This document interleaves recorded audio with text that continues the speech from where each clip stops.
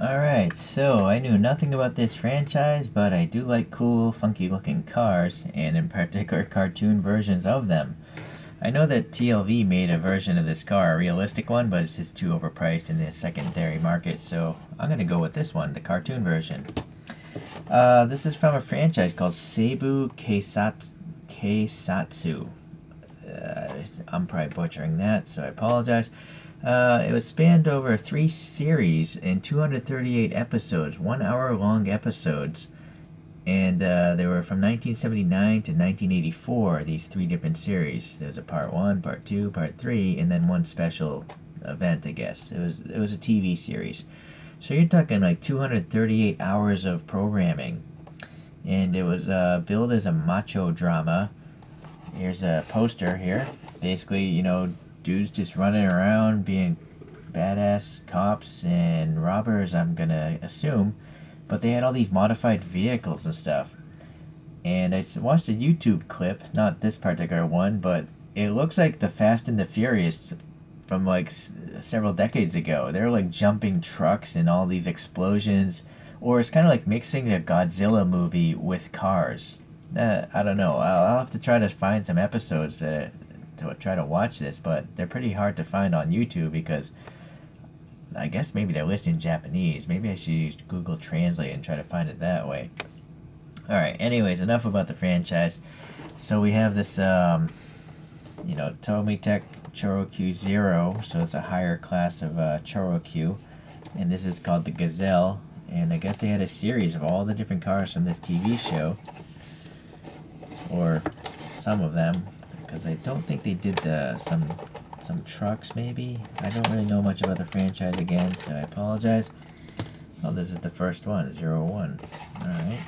I don't see any date of copyright, but it's probably on the car, the model itself.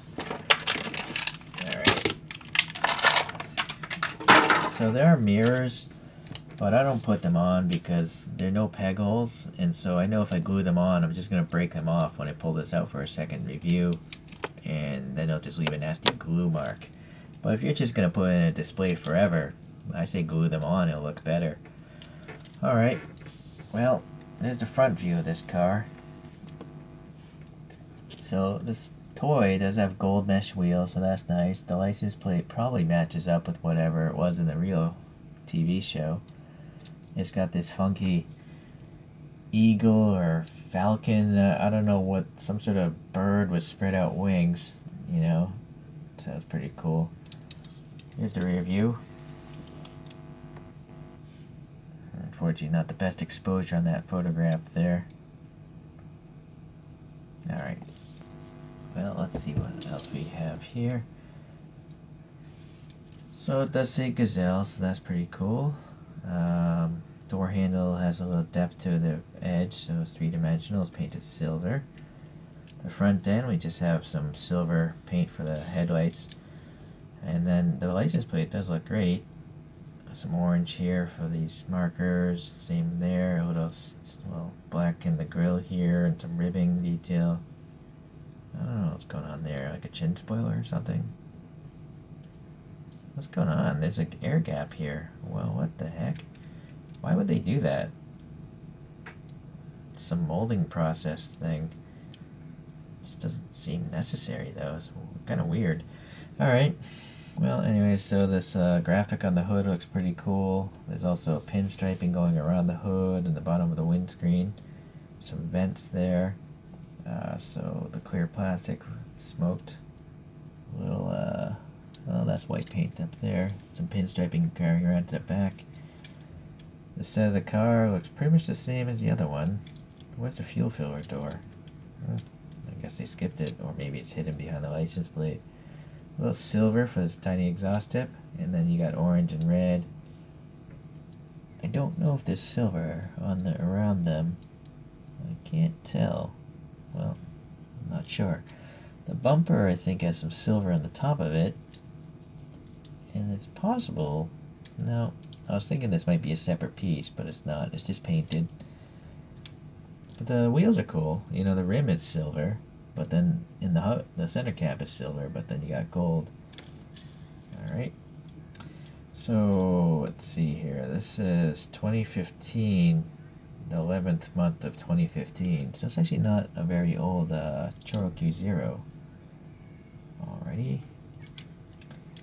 And then this interior is actually a full interior. A lot of times they have this big bulge from the spring motor, and so the interior looks pretty bad because of that. But this time around, they did a good job.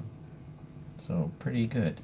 Maybe there's a different type of motor in there, like a lower profile motor than the earlier versions. It looks like it's got these holes here, so they're thinking about the future. Maybe they'll have a version with the top up, so they can release it again in a few years, you know, to get some more money, which I'm fine with. I don't really like all limited editions. I think that the company should sell as much of anything they want, as long as customers will buy it. It's not their job for people to profit off of their products, in my opinion. You know, scalping things and raising the price of things. It kind of irks me about collecting all sorts of toys. Alright. Well, that's it, I guess. Yeah, not much else to say. I'm not going to do a wheel swap. These are good enough. I do like how they're, you know, two-tone. So let's compare it to a couple other toys or models, whatever you want to call these things. Here's a photo, maybe some museum, showing 3 of the cars from the TV show. I'm going to try to get all the other ones, but obviously if it's at a decent price. I think this one's going to be hard to find. It's the 300Z with gull-wing doors and machine guns, or some sort of guns on it. So, but Choro-Q did it, as well as TLV did it, but I know the TLV is going to cost probably $100 or more, so I don't love it that much. So for a 164, I do have this TLV. It's Sylvia Gazelle, but it's the coupe. And it's black. It's relatively recent release, actually. You can still probably get this for, well, it's still going to be expensive. It's a TLV. But anyways, it's the same body style, just a coupe. You know, the front end, you got the lights there. Alright. So yeah, it's great that this one even has a license plate, but for some reason TLVs don't have license plates, or even like decals to add your own license plate. Strange. Alright, let's pull out some ChoroQs now. I guess this can go away. This is a Skyline of some sort. It says RS Turbo on it. There's a car similar to this in this TV show. It's called Machine X in the TV show, from my understanding. It has 3D printed wheels on there. Same with this next one. I think it's just called this is called a KDR30 RSX. Maybe it's an RSX Turbo. And then again, it's got some 3D printed wheels. We have a Fairlady SR311. And those are just some plastic BNDS wheels on that one. And then I 3D printed wheels on this next one. It's a Datsun pickup truck. I think it's a Sunny pickup truck. Doesn't say on the bottom. And the last one is a Mitsuoka Orochi. Sorry for mispronouncing stuff, but I don't have time to figure that stuff out, or I'm not willing to. This car is so ugly, I feel like if this TV show was brought to life, this is the type of car that would be in it, because it's such a strange looking car, and yet ChoroQ did a good job of it. It's a really well done toy of a really ugly vehicle. Alrighty. Here's a little top view. Alright. So Wikipedia tells me this is the section chief's personal car from the TV show. So he's kind of the boss. So I figured I have a 3D printed Darth Vader here, and I scaled it so it's kind of 1/64 scale. Should be taller maybe. Oh well. So it's an interesting ChoroQ. I like it. It's a weird looking car in the real life, looking at the photographs behind. It seems to come from a crazy TV show that I like to actually watch, but I'm not sure if I'll be able to. And then, yeah, I'm gonna definitely collect more of these things. These ChoroQs from the Seibu Keisatsu series. Alright. Thanks for watching, guys. See you later.